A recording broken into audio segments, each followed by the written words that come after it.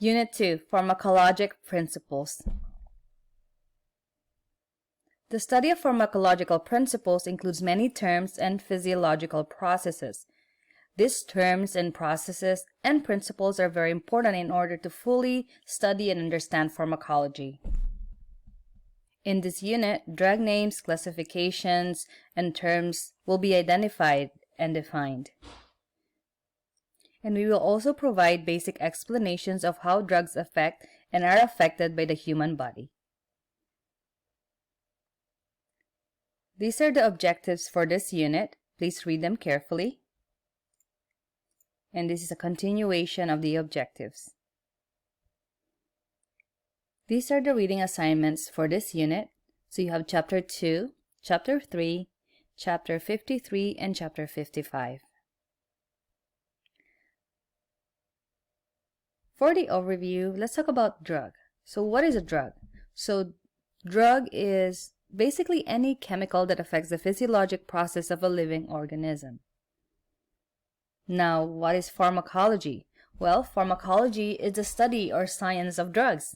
It encompasses a variety of principles, which we're going to learn pretty shortly.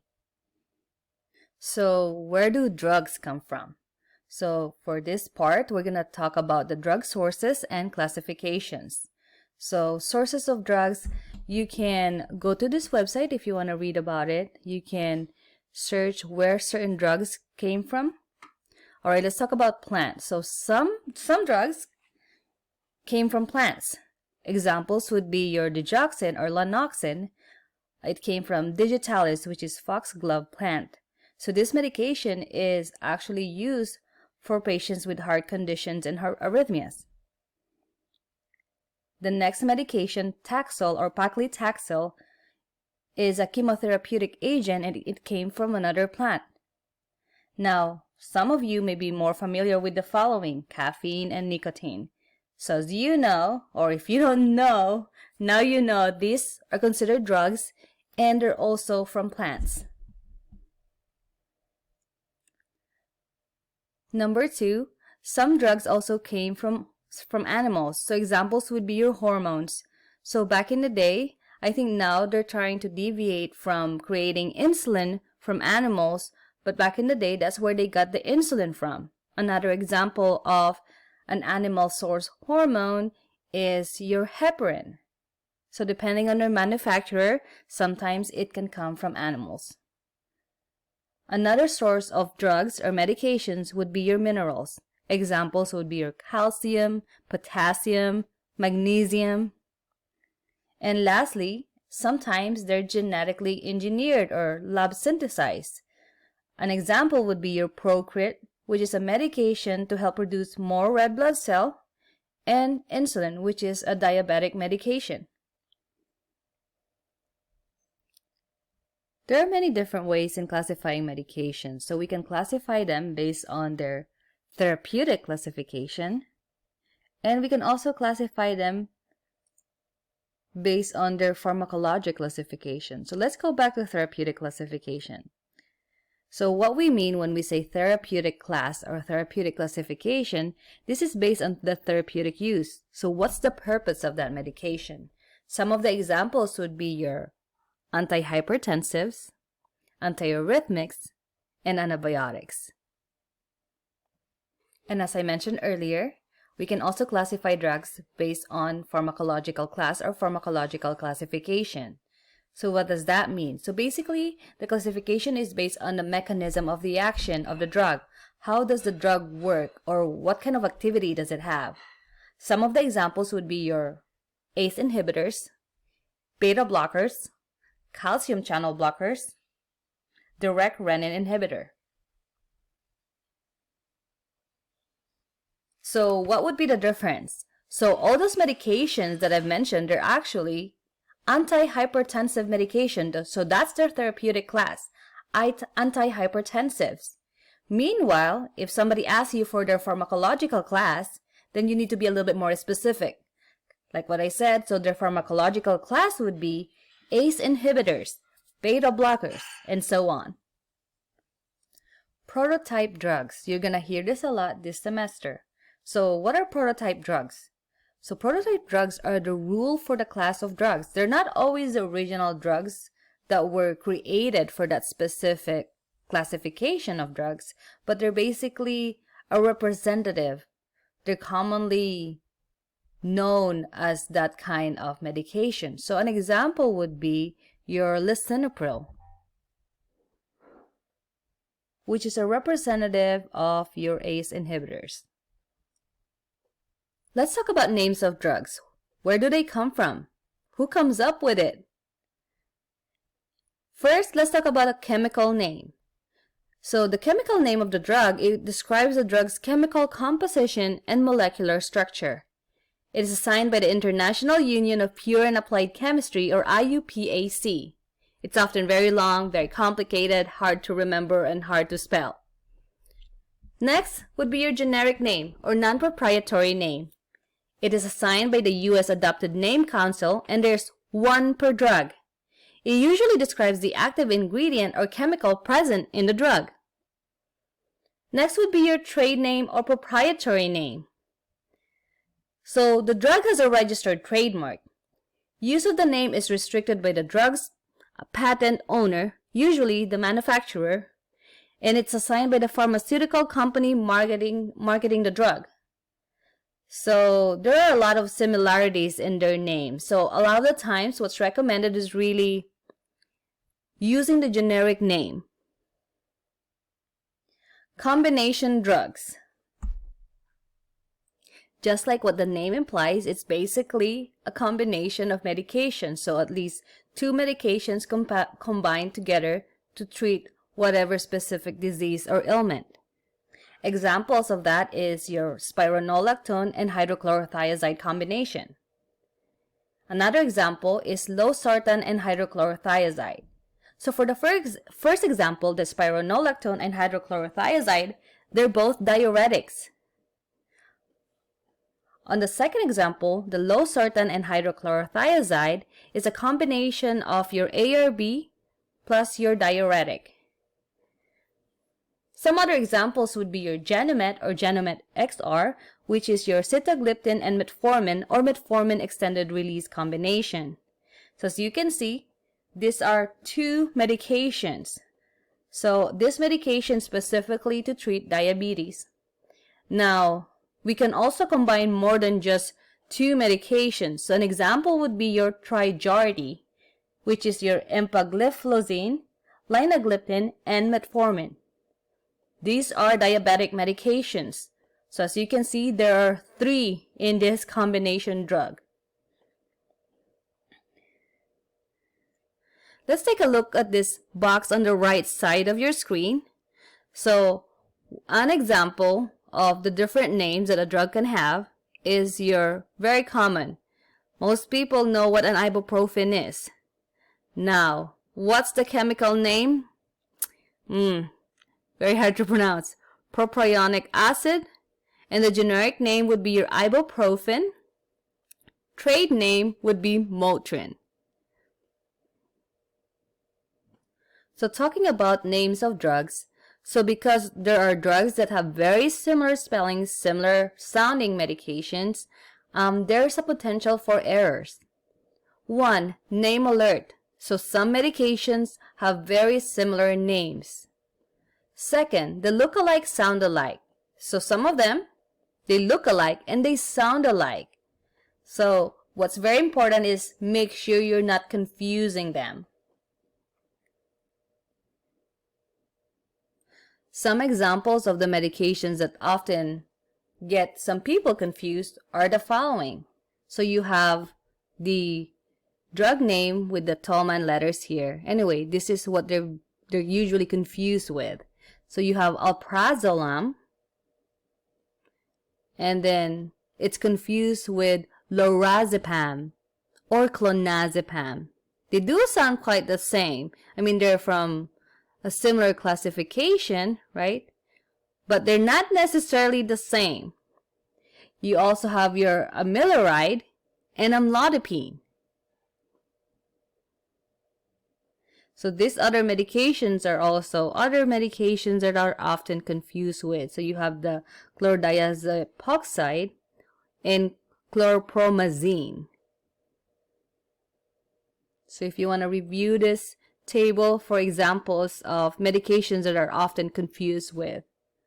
Now let's talk about pharmacokinetics. What's pharmacokinetics? Pharmacokinetics is the study of what the body does to the drug. So pharmacokinetics is basically about how medication is absorbed, distributed, metabolized, and excreted. First, let's talk about absorption. Absorption is the movement of a drug from the site of administration into the bloodstream for distribution to the tissue. The absorption of medications are highly influenced by the route of administration. So there are different routes by which we can administer medications. These are the examples. Enteral route.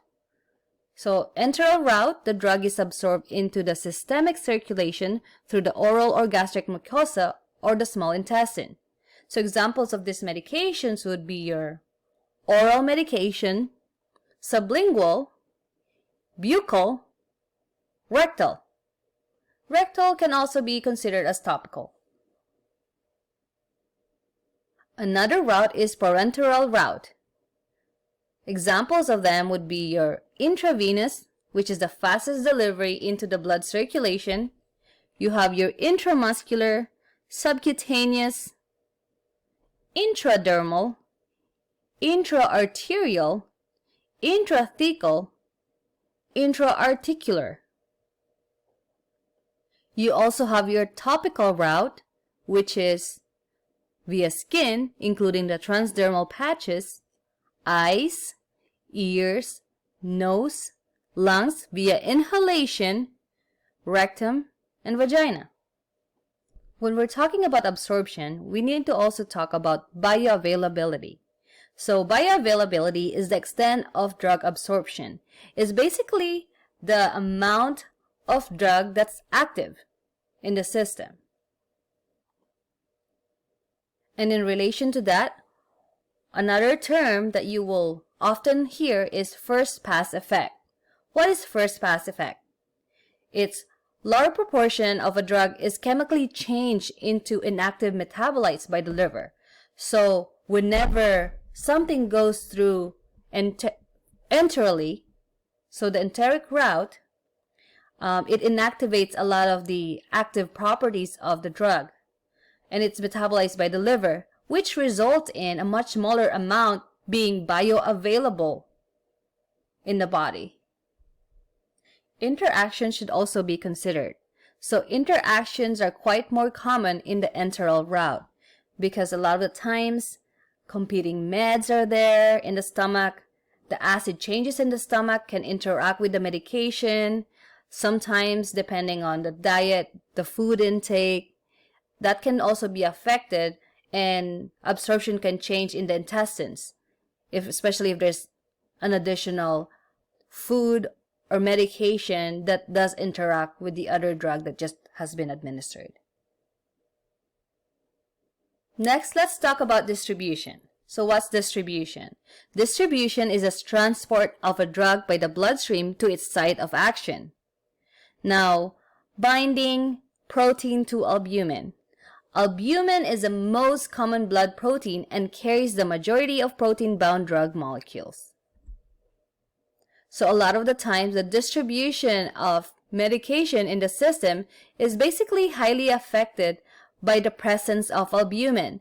So you learn down the road, especially during your rotations and even in this class, that depending on the patient's nutritional status and levels of albumin, certain medication levels can be affected. Next is metabolism. Metabolism is defined as a biochemical alteration of a drug into an inactive metabolite, a more soluble compound, or a more potent active metabolite. So metabolism, the primary site for metabolism would be hepatic or the liver. In the liver, the drug is affected by enzyme activity. So depending on what's going on, it can increase or decrease the drug activity. One thing that you may hear a lot is the cytochrome P450 or CYP450. And we're also going to talk about more about the effect of grapefruit juice with medication metabolism. So cytochrome P450 enzymes, or simply P450 enzymes, also known as the microsomal enzymes, are fat-loving or lipophilic, water-loving, hydrophilic enzymes. Why is it so important to know about CYP450 when it comes to metabolism? Well, it is an important component of drug metabolism. It is the root of many drug interactions due to inhibitions, inductions, and competitions for common enzymatic pathways by different drugs. So this can alter the levels of the active and or inactive metabolites in the system, thus affecting the effect of the drug to the patient or a person. Let's go back and talk about grapefruit juice. When drugs are swallowed, they may be broken down or metabolized by enzymes and or absorbed using transporters in cells found in the small intestine. Well, grapefruit juice can cause problems with these enzymes and transporters, causing too much or too little drug in the body. So in this first image over here, if you can see, you have your proper dose, and then you have your grapefruit juice, then the enzyme is blocked, then now you have too much drug in the body. So some drugs, like certain statins used to lower cholesterol, are broken down by enzymes, as shown in this picture over here. Grapefruit juice can block the action of those enzymes, thus increasing the amount of drug in the body and may cause more side effects. Now on the other hand, so if you look at this picture over here at the bottom part, you have the proper dose of medication, you have your grapefruit juice, and then the transporter block, then now there's too little drug in the body. So again, other drugs like fexofenadine are moved by transporters into the body cells, as shown here.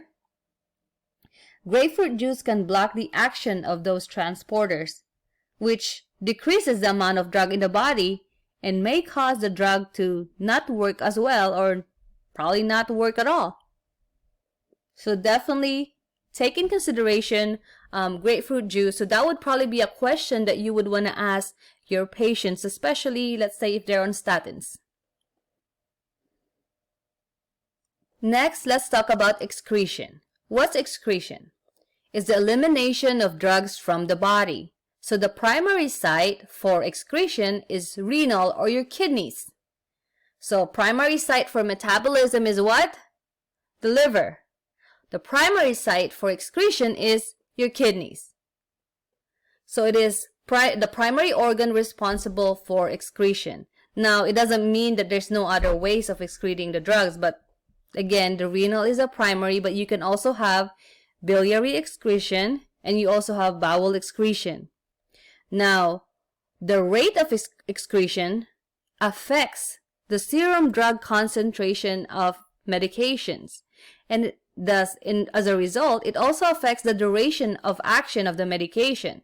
So the faster the body is getting rid of the medication, then the faster it will leave the system, right? It just makes sense. So if you have a faster filtration rate of your kidney, guess what?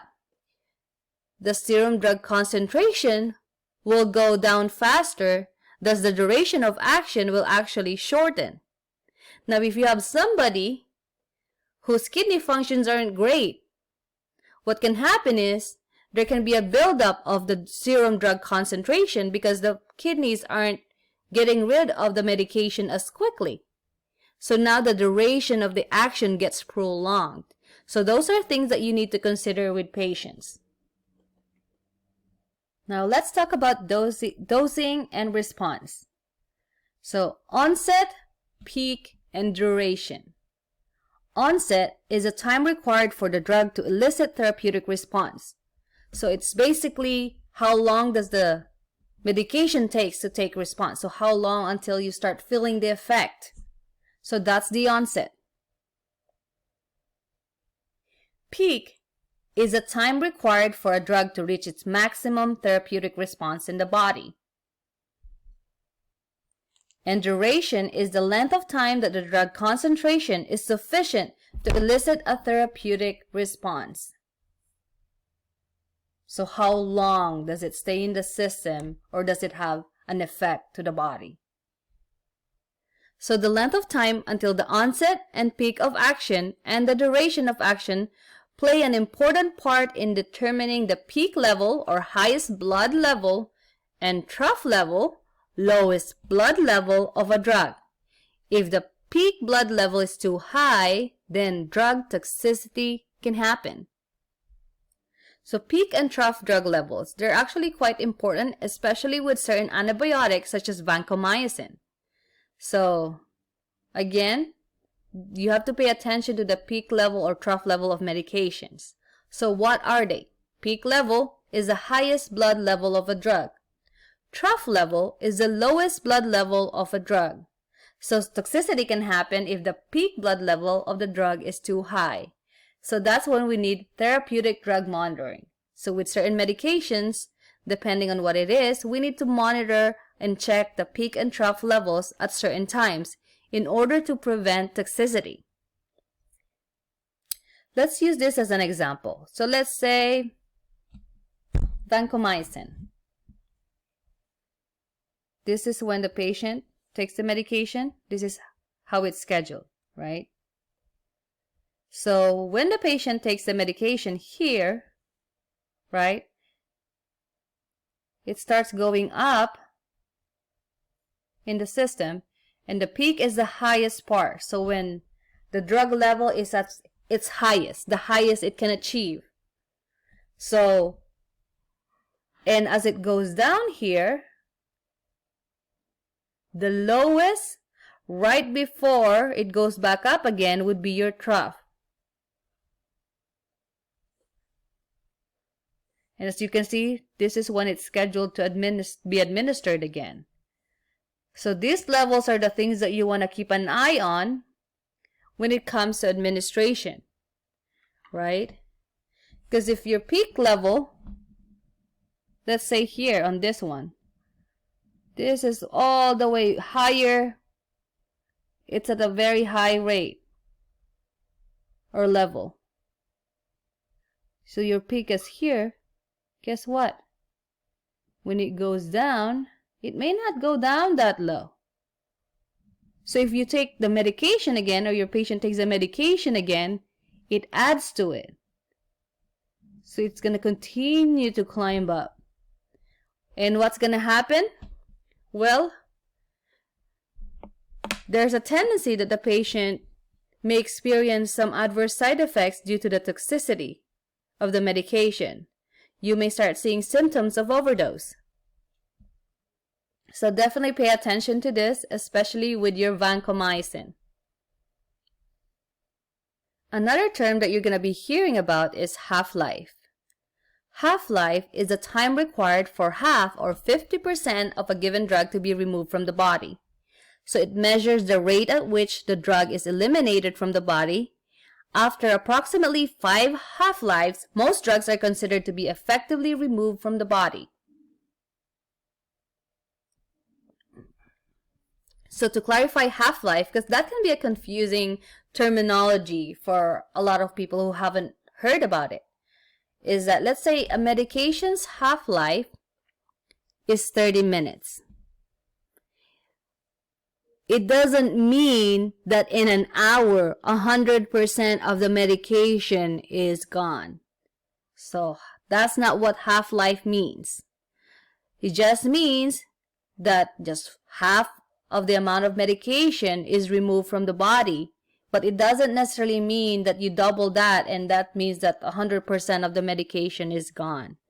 Again, it can take about 5 half-lives for most drugs to be considered out of the body.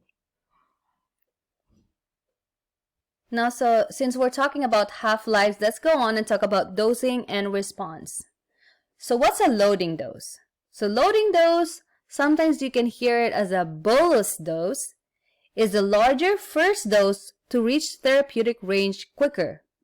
We use that in Coumadin, heparin, some antibiotics, and also some antiarrhythmics.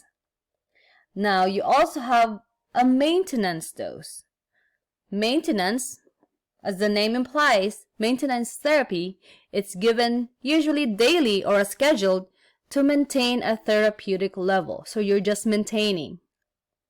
Examples of those would be your daily blood pressure medication, such as your amlodipine, which is a calcium channel blocker. Serum drug concentration. So what is it? It is blood draw to assess the level of a drug to see if it is in therapeutic range. So certain medications, you have to monitor their serum drug concentrations in order to make sure that 1, they're therapeutic, or 2, we're not overdosing the patient. What's the therapeutic range or drug level? It is the range of drug concentration in the bloodstream where it is therapeutic. We learned previously about pharmacokinetics. Now let's learn about pharmacodynamics. Pharmacodynamics is the study of what the drug does to the body, the mechanism of drug action in living tissues, the therapeutic effects, mechanism of action, the drug-receptor relationships, more enzymes, and non-selective interactions. Dosing. So when we're talking about dosing, we're talking about relationship between the dose and effect. So the amount of drug or concentration at the site of action. Next is potency. Potency is basically the strength or the power of the drug. Efficacy is what judges the therapeutic effectiveness or maximum therapeutic response achievable. How effective is it? Now let's talk about receptors. First, let's talk about lock and key. So in lock and key, the drug receptor interaction, so there's joining of a drug molecule with a reacting site on the surface of a cell. Let me give you an example. So my apologies for my drawing of the cell, but let's say this is a cell. And on that cell surface, there's a receptor, right? So, and then a drug, this is a drug molecule. So basically what happens with lock and key is this is the drug becomes a key that goes into that receptor, which provide access to the cell. Agonist. You're going to hear this term a lot too. So agonist is when the drug binds to the receptor. So when the drug goes to the receptor and then there's a response. So something happens, right? It activates something. Now you also have your partial agonist. Partial, what does that mean?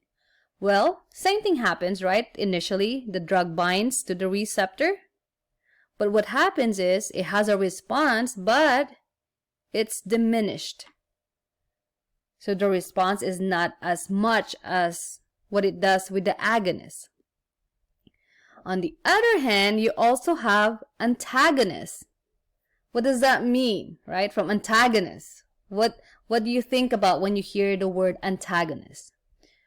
Well, same thing. So the first step, the drug binds to the receptor, right? But then what happened? There's no response. So what happens? It prevents or inhibits the binding of agonists. So this medication, in this example, if it's an antagonist, when it binds here, it prevents any sort of activity from happening. That's what an antagonist does. Idiosyncratic is an abnormal and unexpected response to a medication. So it's something that you're not expecting. It's not a therapeutic response or the purpose of that medication. This is often rare, but it can happen. Now let's talk about pharmacotherapy. Pharmacotherapy or pharmacotherapeutics is the clinical use of drugs to prevent and treat diseases. It defines the principles of drug actions, the cellular processes that change in response to the presence of drug molecules. And drugs are organized into pharmacological classes. So there can be acute, empiric, maintenance, palliative, and prophylactic. So what do we mean by acute? So acute is usually short-term, it's more intensive, it's implemented with acutely ill patients, so somebody who's rapidly progressing or in the critical care unit.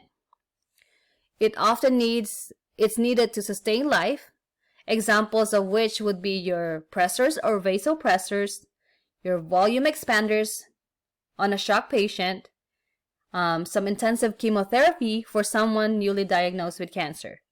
So those are considered acute treatments. Now, what do we mean when we say empiric? Empiric is often based on clinical probabilities. So there's a high likelihood of occurrence of a condition, and basically we're assuming that that's going to be the treatment for it. So examples would be, let's say you have somebody coming in for most likely pneumonia.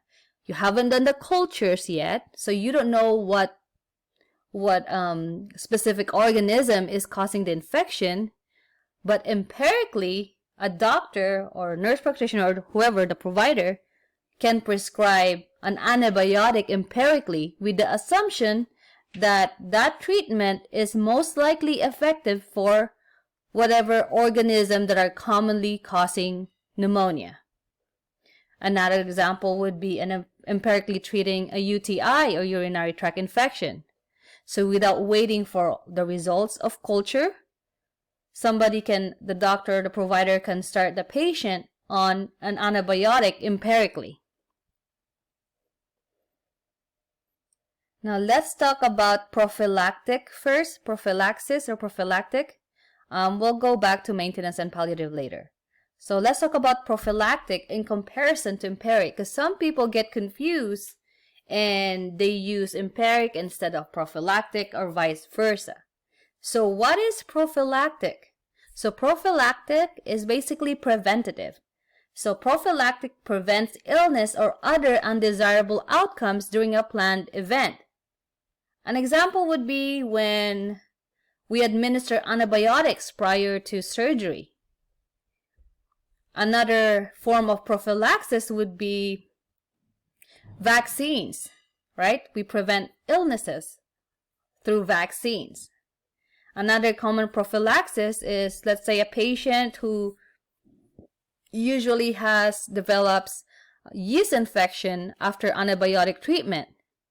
Well, although we know that the patient doesn't have a yeast infection yet, we can provide them with some treatment, so start them with antifungal before it even starts. So that's prophylaxis. Empiric is we know that there's an infection. We are not sure of what organism it is, but we're assuming based on data that the treatment that we're going to start can cover for that organism. I hope you guys can now better understand what difference does empiric versus prophylactic, how empiric and prophylactic are different. Now let's go back to maintenance. So what's a maintenance medication or maintenance treatment? Maintenance treatment, it does not fix or eradicate the pre-existing problem, but it does control it and or prevents it from progressing. Examples would be your antihypertensive. So it doesn't completely fix it, but it helps maintain and prevents it from getting worse or causing other complications. So that's maintenance. Now let's talk about palliative. Palliative is non-curative, so it does not intend to cure. So it's usually for patients' comfort, and it mostly focuses on providing relief, improve the quality of life. And this is often used with terminally ill patients, such as cancer patients who have really poor prognosis. Here are some terms and definitions that you also have to know. So first, therapeutic response or desired action. So what is it? Well, it's also known as therapeutic effect. It is the desired or intended effect of a particular medication. An example of which is, let's say, a hypertensive medication, so lisinopril. The therapeutic response or effect that we want is to lower blood pressure. So that would be your therapeutic response. For an antihypertensive would be lower blood pressure. Now, what's a side effect? Side effect is basically a secondary unwanted effect. It's not what we expect or what we want. Often it's minor compared to adverse reactions. Again, it's less severe than an adverse reaction, but it's still something that we don't want and we don't expect from that treatment. So let's say an example is lisinopril. Lisinopril is a blood pressure medication. So the therapeutic effect of lisinopril would be lowering blood pressure. So that's what we want. What would be a side effect? Well, one of the most common side effects of lisinopril is a dry, non-productive cough. So patient experiencing cough. That would be a side effect because it's not what we want to happen, but it can happen, but it's not major or life-threatening. So it's not considered an adverse reaction. Now, what is an adverse reaction? So adverse reaction is something unintended pharmacologic effect. So we don't want this to happen, right? But even if you give the medication the way the doctor ordered it, so there's no med error here, but then something life-threatening, permanent, or something very serious can happen. So let's say an example is for the same medication, so lisinopril, so the therapeutic response that we want is lower blood pressure, so that's good, right? A side effect is a dry, non-productive cough. Now, an adverse reaction that can happen, patient goes to kidney failure. It does affect the kidneys. So all of a sudden, the patient develops kidney failure. So that's considered an adverse reaction. Now, what's an allergic response? So allergic response is also known as hypersensitivity reaction, and it involves the patient's immune system response. So let's talk about the same medication, for example. Now we know that the therapeutic response of that medication, let's say it lowers the blood pressure. Now if the patient develops a dry, non-productive cough, that's considered a side effect. If the patient develops kidney failure from it, it's considered an adverse reaction. But what if we gave the medication to the patient and all of a sudden the patient develops hives? Right? Itching, hives, swelling. That's most likely an allergic response. So that's an allergic reaction. You see how different it is with the adverse reaction? So with the adverse reaction, it's some other effect that's major and life-threatening.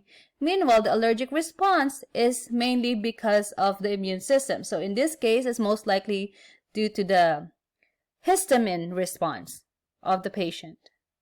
So those are your therapeutic response, side effects, adverse reaction, and allergic response.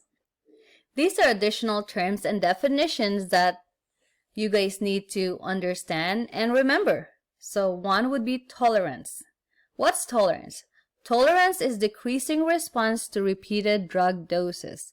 So this is more common, let's say, pain medication. So if somebody is so used to taking pain medication for quite some time, the response or effectiveness of the drug, it's not the same anymore. It goes down. So that's considered tolerance.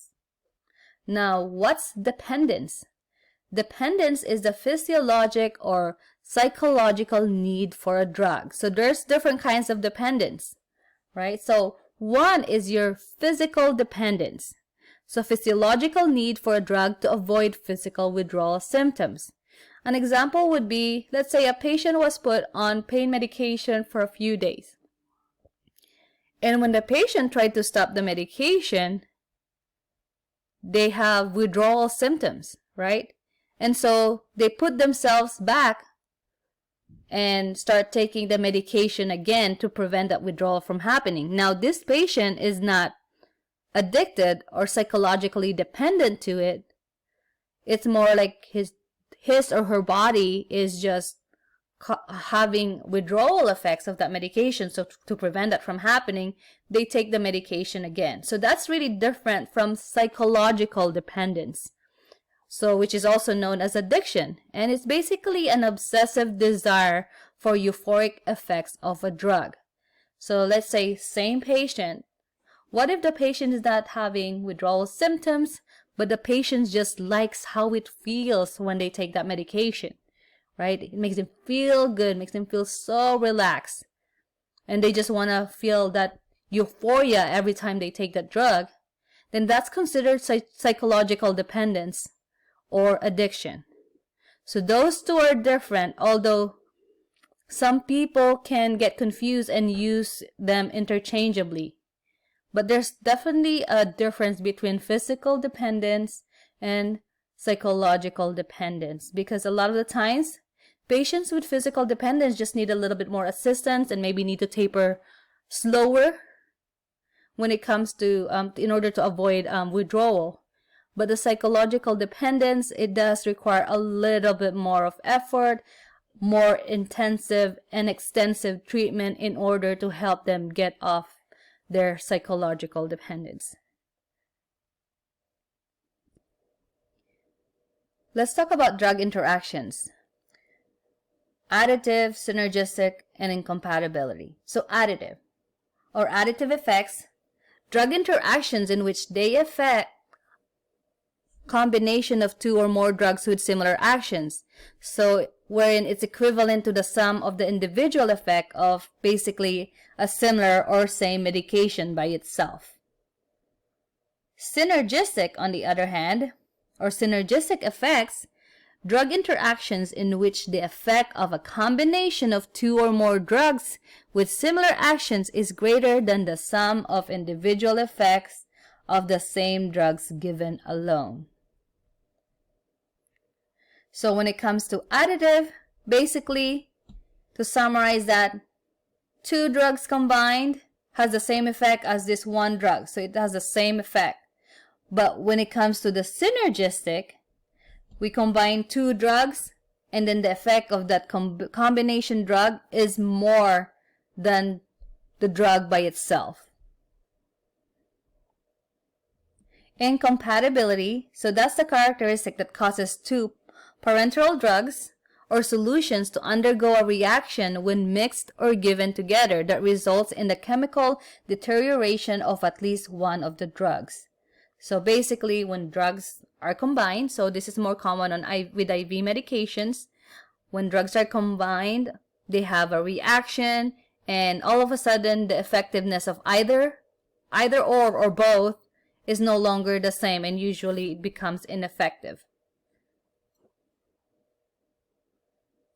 Let's talk about adverse effects. There are also additional or different kinds of adverse effects, which includes iatrogenic, teratogenic, and carcinogenic.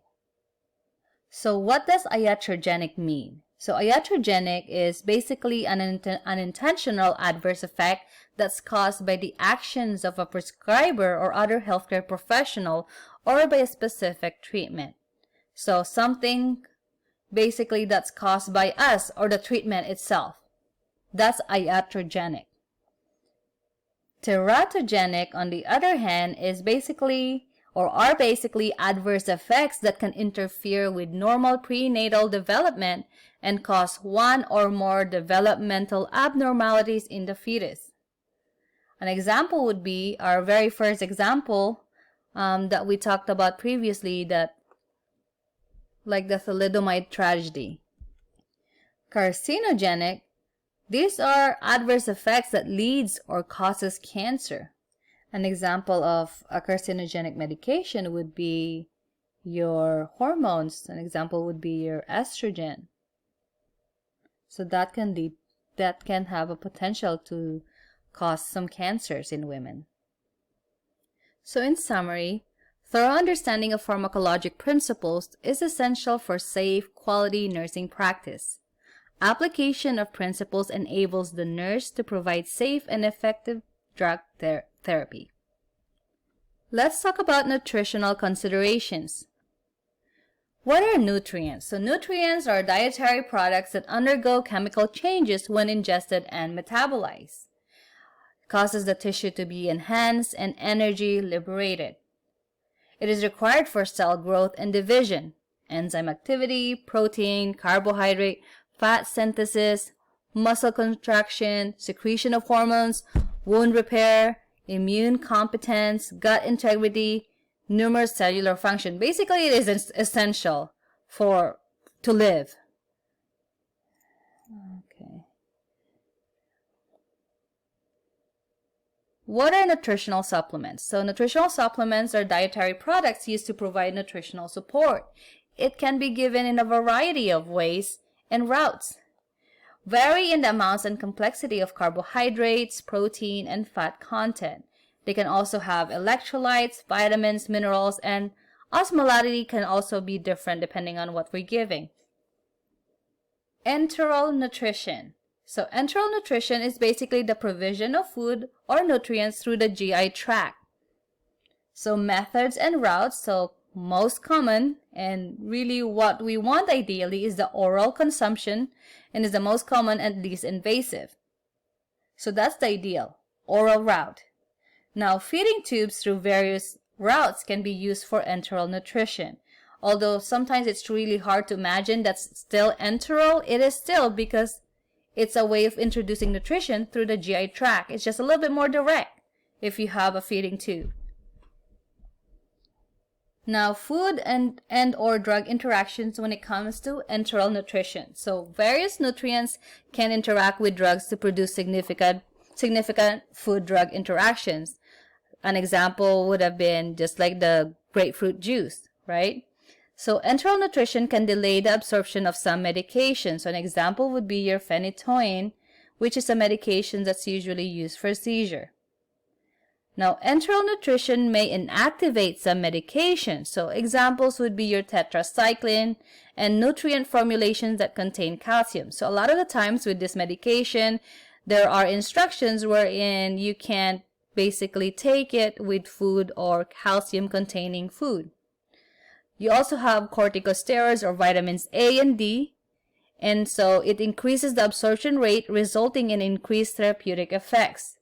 So again, similar to what happens with the grapefruit juice, that can affect the absorption rate and then the therapeutic effect of certain medications. So these are some common adverse effects from enteral nutrition. So one, GI intolerance or diarrhea. Another would be dumping syndrome and aspiration pneumonia. Parenteral nutrition. Parenteral nutrition is basically totally digested nutrients that are given intravenously directly into the circulatory system. So we're basically bypassing the GI system. So we eliminate the need for absorption, metabolism, and bowel elimination. A very common example of this is via TPN or total parenteral nutrition. So you're going to hear it more, and also you're going to be able to see it in person once you start doing your clinical rotations. Let me find a picture of TPN. So this is an illustration of a person receiving TPN. So basically TPN is often in a bag, and it's connected to the pump, and it's administered via central line or central catheter. Now this is a picture of TPN and lipids. So TPN would be usually in a bag like this, so kind of like semi-transparent, a little yellowish in color because they add a lot of those nutrients, and you have amino acids, and oftentimes they're mixed with lipids. So lipids can come in a form of in a bottle or sometimes in a bag, and the lipids are often colored white. So this is how TPN looks like. So the formulations can vary depending on the needs of the person or patient. So sometimes, mostly it's made of amino acids. Again, the amount of, and the proportion of each can differ depending on what's going on with the patient. And it can have carbohydrates, fats, it has some trace elements, vitamins, minerals. Sometimes it's also even mixed with insulin. So parenteral nutrition can be administered in different ways. So you can administer it via a peripheral line. So you will have a peripheral TPN, or sometimes they call it PPN. It's usually temporary, it's short term, and it's most likely lasting less than 2 weeks. And it's mostly consisting of dextrose concentration that's less than 10%. Now, central TPN, which is the most commonly known as the TPN, which is what we see mostly in the hospitals, are the long-term use TPNs, which usually is something that we use over 2 weeks, and the concentration of dextrose may be 10%, 50, but commonly are 25 to 35. Again, so if it's higher than 10%, it should be going through a central line, not a peripheral line. So that's it for your parenteral nutrition. We're going to move on to special populations. Special populations, lifespan considerations. So the human body changes from the beginning of life to the end of life. These lifespan changes have dramatic effects on 4 phases of pharmacokinetics. So it just makes sense, our body changes, so it does affect absorption, metabolism, distribution, etc. Now, there are special considerations. So special populations would be during pregnancy, newborn, pediatric, and older adult or geriatric.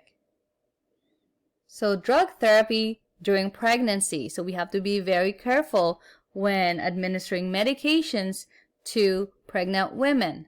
So obstetrics, pregnant, and breastfeeding.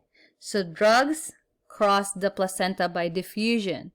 So we have to be careful on what we're giving the patients. So what are the factors affecting the safety? So 1, drug properties, the gestational age, and maternal factors. Does the mom have other comorbidities? Now the FDA has implemented pregnancy safety categories. The FDA now requires pregnancy labeling to be included in the package insert. So this is still ongoing. I'm not sure. I haven't really seen a lot of the packaging lately. But if you look in your drug book, though, it does provide information on the safety during pregnancy. So there's a new rule that the FDA basically implemented.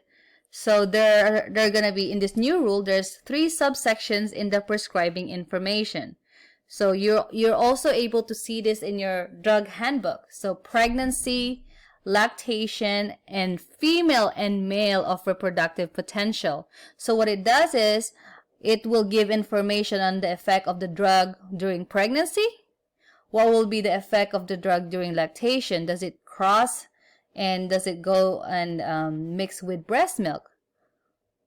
And lastly, is it affecting the reproductive potential of both male or female? Now, back in the day, we used to have a different category, which I think it's already phased out. So we used to have category A's to X.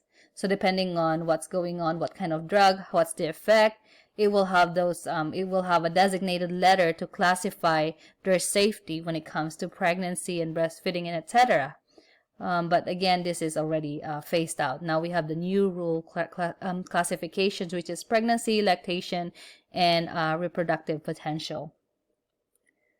So in this slide, this is in your textbook, page 34. This is basically the old pregnancy, lactation and reproduction category. So this was back then. So you used to have the category A, B, C, D, and X. So if you want to read that. But now the new FDA, so well, I guess it's not that new anymore. So it started in 2015, so 7 years ago. Oh my goodness, didn't feel that long ago. But yeah, so since 2015, now they want to categorize the safety of medication based on the pregnancy, lactation, and reproductive potential. So drug therapy during breastfeeding. So breastfed infants are at risk for exposure to drugs consumed by the other mother. By the other mother. There's only one mother. Anyway, by the mother.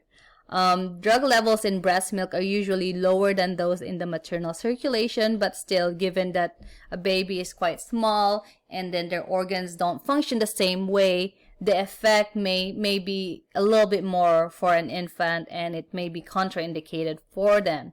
So definitely when it comes to medication, we need to take in consideration the risk to benefit ratio.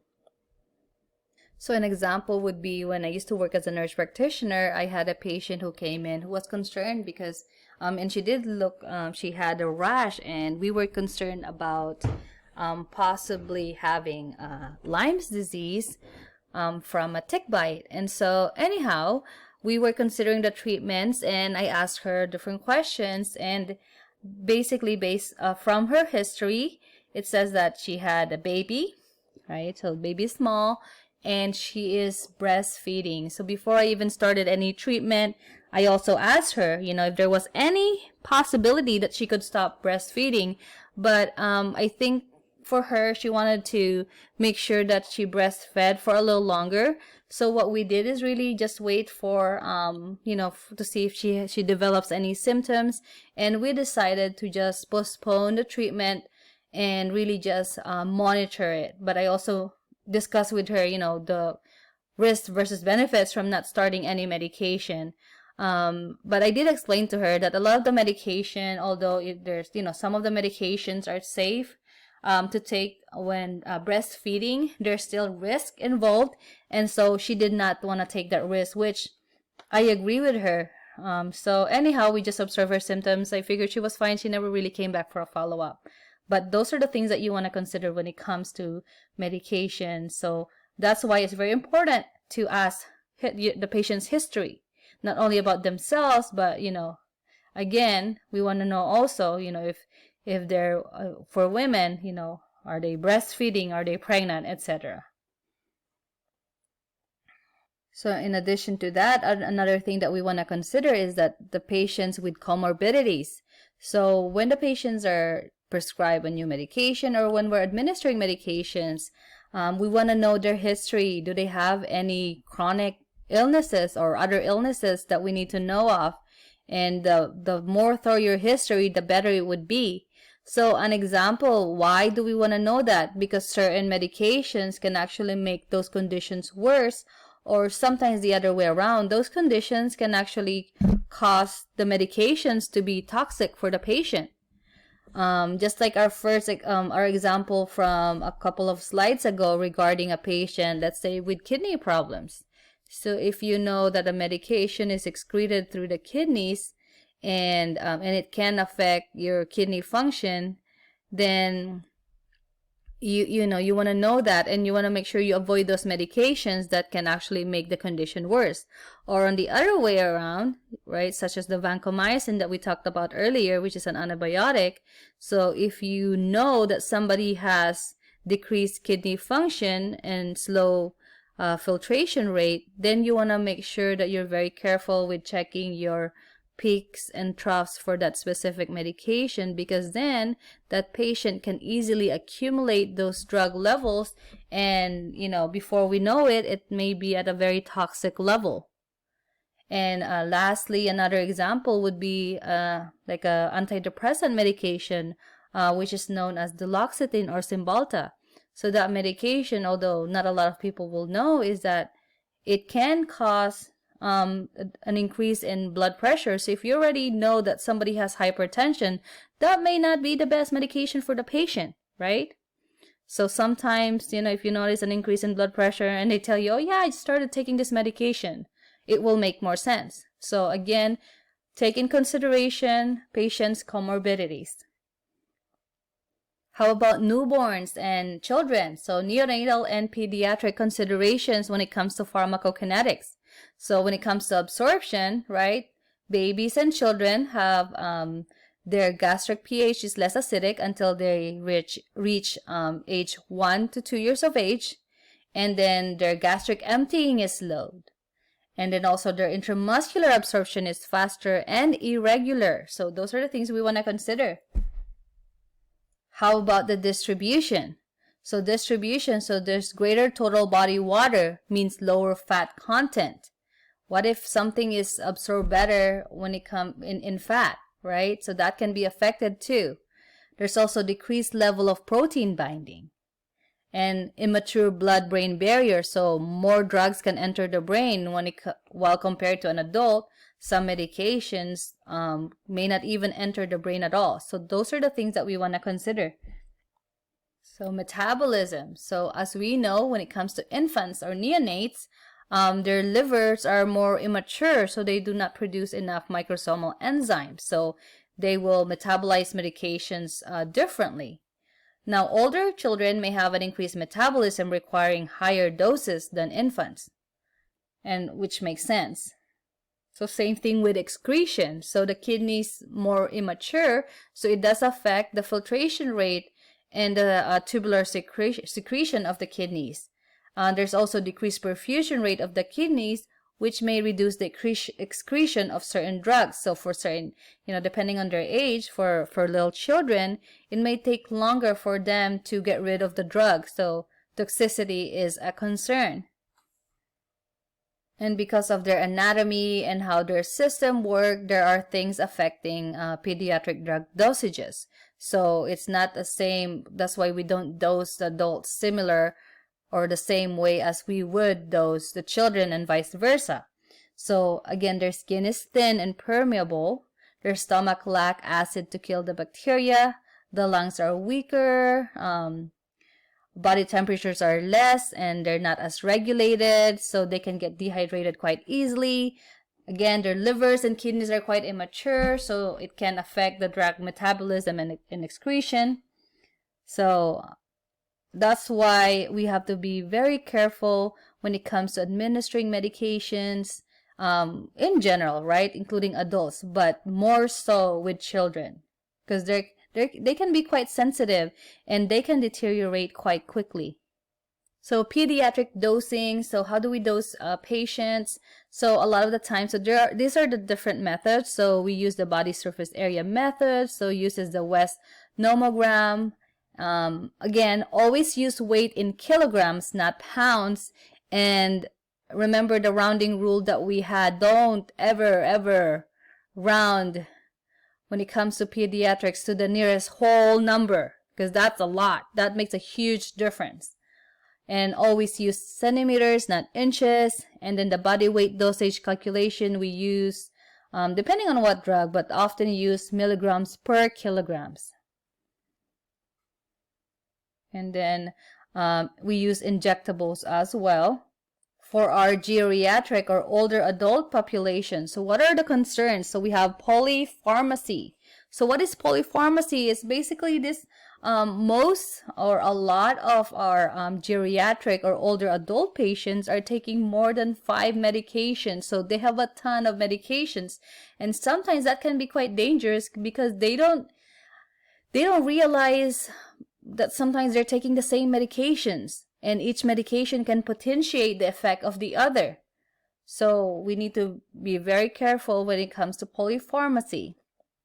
Also, not to generalize or stereotype, but their sense of sight, that can be affected. So that can cause some compliance issues or errors in taking their medications because they can't see or read the labels.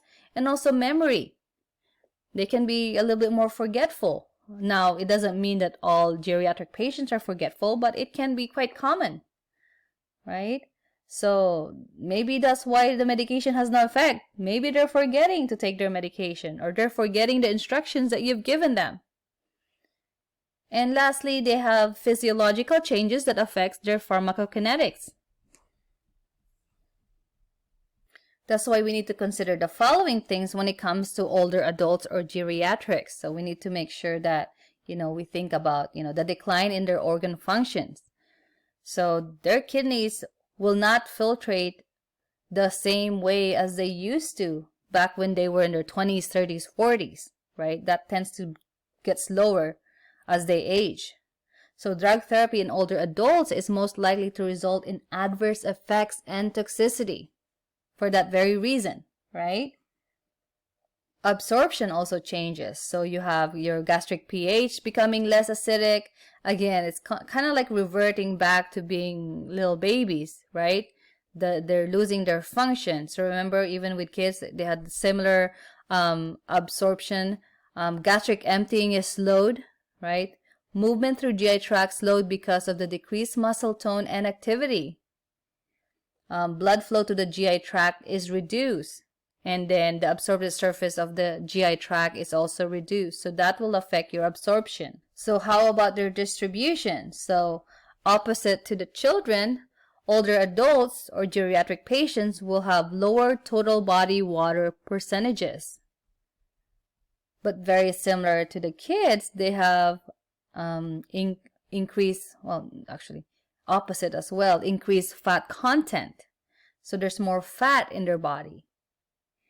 Now there's also decrease in production of proteins by the liver, resulting in decreased protein binding of drugs and increasing the circulation of free drugs.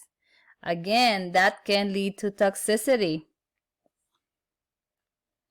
And all those changes to their body can also affect metabolism. The aging liver produces fewer microsomal enzymes affecting drug metabolism. And it also has reduced blood flow to the liver, therefore affecting the liver's function. And then excretion. So in excretion, they have the decreased glomerular filtration rate or the decreased kidney function. They also have decreased number of nephrons, which again, it decreases the kidney function. So the drugs are cleared less effectively because of the decreased excretion. Again, so the concern is there's a high likelihood of overdose or toxicity in older adults. So these are the things that we need to consider. So that's it, your Unit 2 lecture. Thank you.